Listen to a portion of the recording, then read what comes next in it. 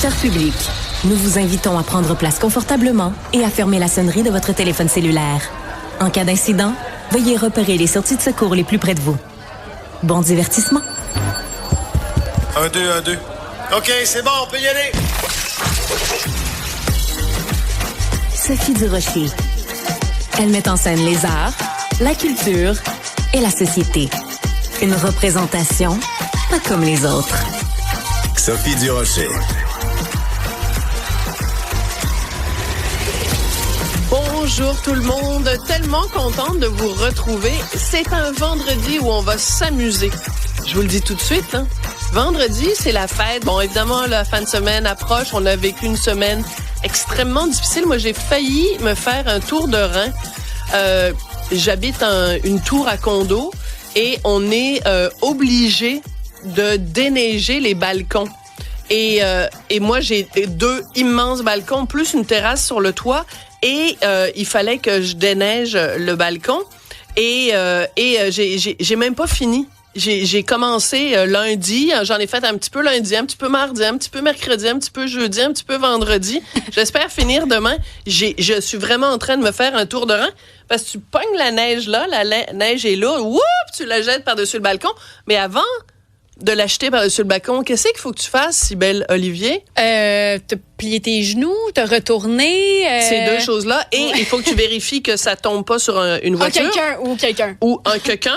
Un quequin qui est en train de marcher. Ouais. Mais entre le moment où tu prends ta pelle et tu fais schlung par en bas, et là, tu te lèves, puis là, tu te retournes, puis là, ta pelle, elle est lourde parce que la neige est lourde. Là, tu regardes par-dessus le balcon.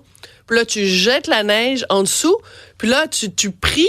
Ben moi, je prie pas, mais tu t'espères. Tu croises les doigts en espérant que le temps que ça passe de ton balcon en bas, il n'y a pas quelqu'un qui, tout d'un coup, marche et s'en vient. Bref, je suis contente qu'on soit vendredi. Mais je suis contente que tu n'aies finalement pas de tour de rein. J'ai pas de tour de rein, j'ai tué personne. Non, ben finalement. J'ai pas abîmé d'auto, et mon balcon est presque déménagé. Quoique là, mon téléphone est en train de sonner.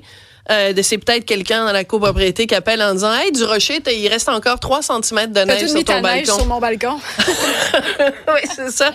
Ça pourrait être bon. Non, la raison pour laquelle, Cybèle, on va s'amuser aujourd'hui, c'est qu'un petit peu plus tard dans l'émission, on reçoit Jules Dassin, qui est le fils de Joe Dassin. Et on se posait la question, toi, t'avais plus tendance à dire Joe Dassin. Moi, j'ai plus tendance à dire Joe Dassin. On va lui demander, est-ce qu'il faut dire Joe ou Joe? De toute façon, il y a une branche de sa famille qui est plus d'origine américaine. Et oui, vas-y. Mais d'ailleurs, j'aimerais vous inviter, parce qu'on en discutait plus tôt, qu'est-ce qu'on aime des chansons de Joe ou Joe Dassin? C'est quoi vos préférés? J'aimerais ça que vous me les textiez, si vous êtes capable de me dire un peu pourquoi aussi, ou qu'est-ce que ça vous évoque. 1-877-827-2346. On les veut, les noms, j'en ai déjà quelques-uns, mais n'hésitez pas à m'écrire, on va en parler plus tard avec Jules Dassin. Et non seulement ça, mais moi, je vous invite, si vous avez du front ou le tour de la tête, hein, moi, j'aimerais ça que vous nous appeliez plus tard dans l'émission et je vais vous donner la chance de chanter du Joe Dassin avec le fils de Joe Dassin.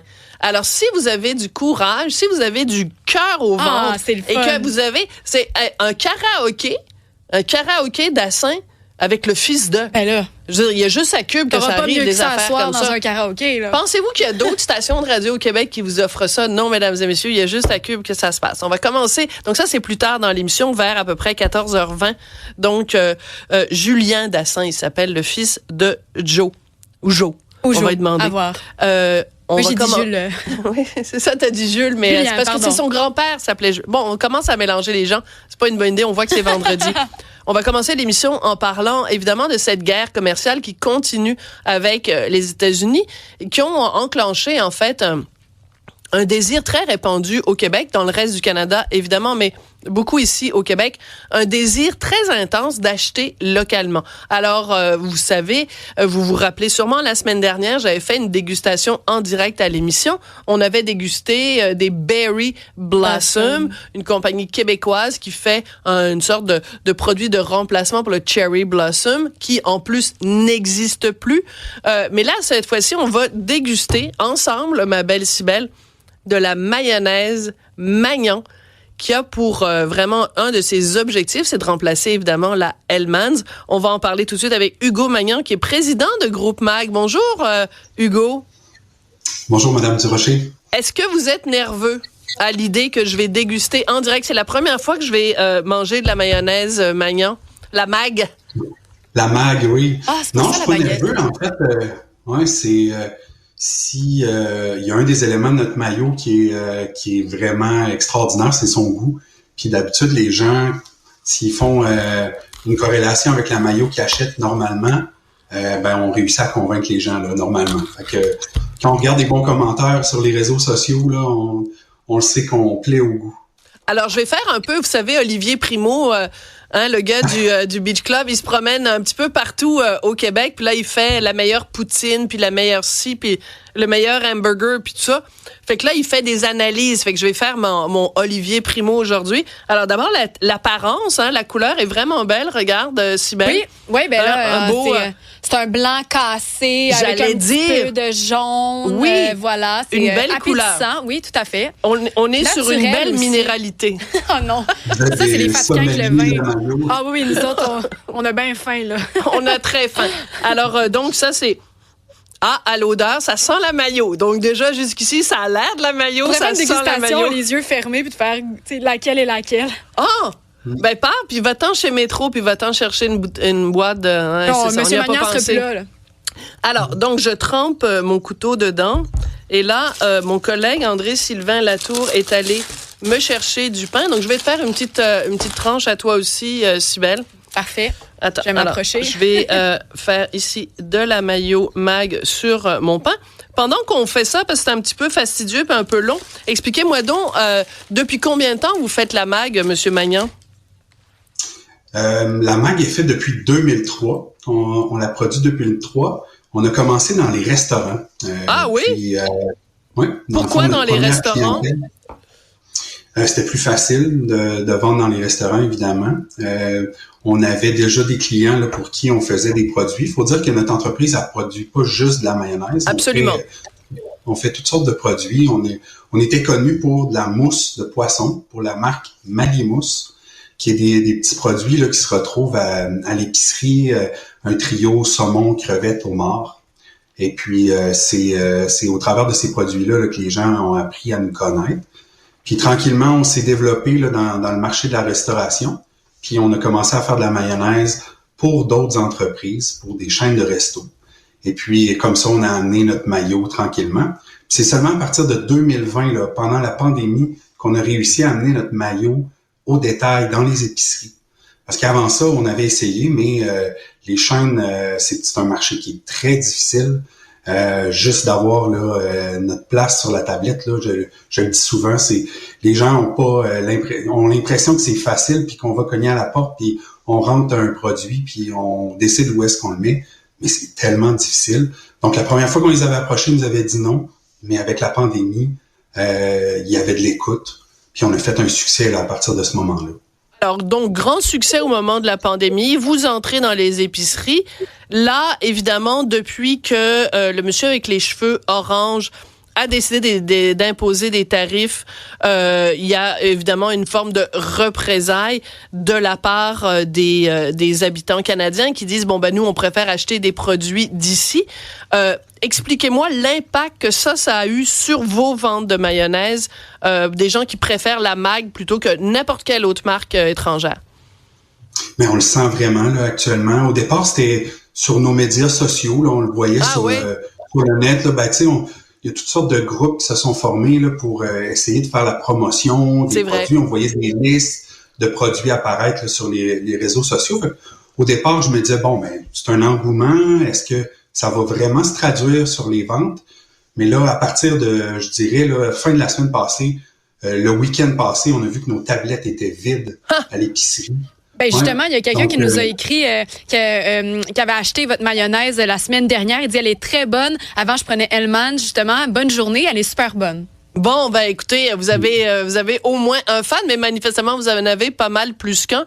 Donc, quand on voit un succès comme celui-là, évidemment, on espère que ça dure. C'est-à-dire que là, est-ce que vous craignez que, par exemple, là, les gens veulent faire du mal aux produits américains ou aux produits de l'extérieur. Ils font un coup de tête, ils vont acheter votre produit. Comment on fait pour garder ça sur le long terme puis garder la fidélité du public et des clients? Ben, c'est ce qu'on s'efforce à faire là, depuis 2020. Puis force est de constater que c'est un succès qu'on fait parce qu'on gagne des parts de marché à chaque année. Wow. Actuellement, on sent vraiment que là, ça nous donne encore plus d'amour pour réaliser cet objectif-là, là, de conquérir puis d'en gagner encore plus de parts de marché parce que faut dire que c'est un domaine de géant. Là. On est une petite graine. Là. On dit qu'on est David contre Goliath. Évidemment, c'est un parallèle très facile à faire. Mais à chaque part de marché qu'on gagne pour nous, là, c'est extrêmement important parce que c'est un gros marché. Là. Juste au Québec, c'est plus de 100 millions de dollars. Juste la mayonnaise? Le marché de la mayonnaise, c'est 100 millions de dollars par année? Oui. Je capote ma vie. Donc, j'allais dire, vous m'en bouchez un coin, mais plutôt que de m'en boucher un coin, je pense qu'on va le goûter. La goûtes-tu? Oui, bien, j'attendais le moment. Mon Dieu, j'attendais l'invitation. Okay. Alors, 1, 2, 3.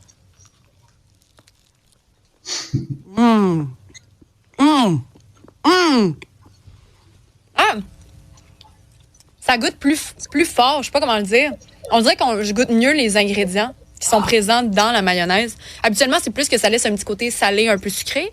Mais là, j'ai l'impression, je sais pas si c'est pas les œufs, mais ou le sucre. Je sais pas, vous, M. Magnan, si vous pourriez répondre à ma question. Ça se peut-tu qu'est-ce que je goûte plus fort? Ben, en fait, c'est que là, vous la goûtez probablement qui est température pièce. Oui? Normalement, on est habitué. Normalement, on est habitué de la consommer qui arrive du frigo, qui est froide.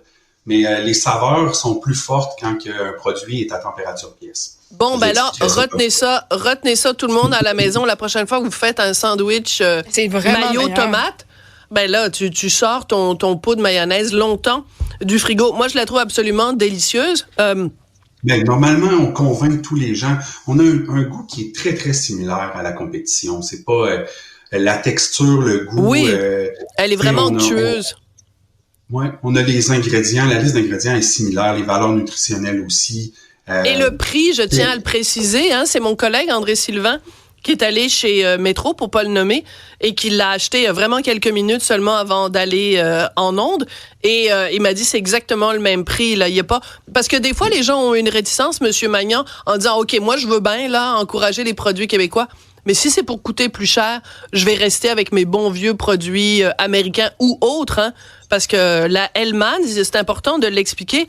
C'est que la Hellmann's, oui, elle est vendue au Québec, elle est fabriquée au Canada, mais elle appartient à une compagnie américaine. Par contre, la marque, maintenant, appartient à Unilever. Fait que ça commence à devenir compliqué, mais on sait que c'est pas un produit québécois. Moi, je veux juste que vous me disiez, parce que des fois, on pense qu'il y a des produits qui sont québécois, puis finalement, quand on gratte un peu, on découvre qu'ils le sont pas tant que ça. Vous, vos œufs, c'est des œufs québécois. L'huile de canola, c'est québécois. Tout. Et quand j'achète la Mag, là, c'est vraiment un produit québécois de A à Z. Ben, c'est sûr qu'il y a des produits qu'on fabrique pas, tels que le sucre ou le sel, là, qui est pas. Mais non. Je vais pas vous chicaner, là. Je vais pas vous chicaner pour le sel. Non, c'est ça. On s'approvisionne des fournisseurs locaux. L'huile de canola, il y a une grande raffinerie là, qui est située à Trois-Rivières. Là.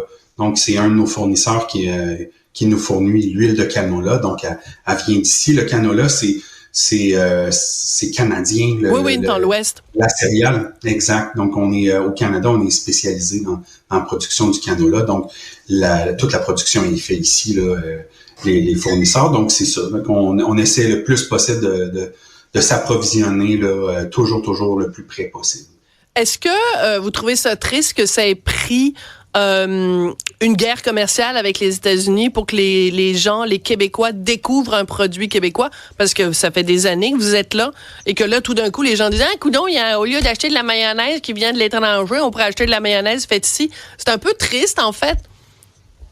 C'est triste, mais je pense que les gens, surtout dans les dernières années, ils ont leur budget est beaucoup plus serré, donc ils font des choix qui vont avoir un impact. Donc, c'est sûr qu'ils vont faire des petits choix, des fois, ils vont privilégier une marque qui est locale, mais si elle est beaucoup plus chère, c'est un peu plus difficile. Dans notre cas, c'est ça qu'on offre, là. C'était vraiment notre mandat, là, d'offrir un produit qui était au même prix puis qui avait un goût similaire à la compétition. Mais on comprend les gens, des fois, là, dire, écoutez, moi, je fais un effort, mais j'arrive pas à la fin du mois, donc je payerai pas 10 $ de plus pour un produit. Fait que c'est un enjeu, mais tu sais, on a besoin de l'amour des consommateurs. C'est bien dit. C'est bien dit. Ouais. Puis en plus, moi, je tiens à souligner que le siège social de votre entreprise est à Saint-Augustin-de-Desmaures.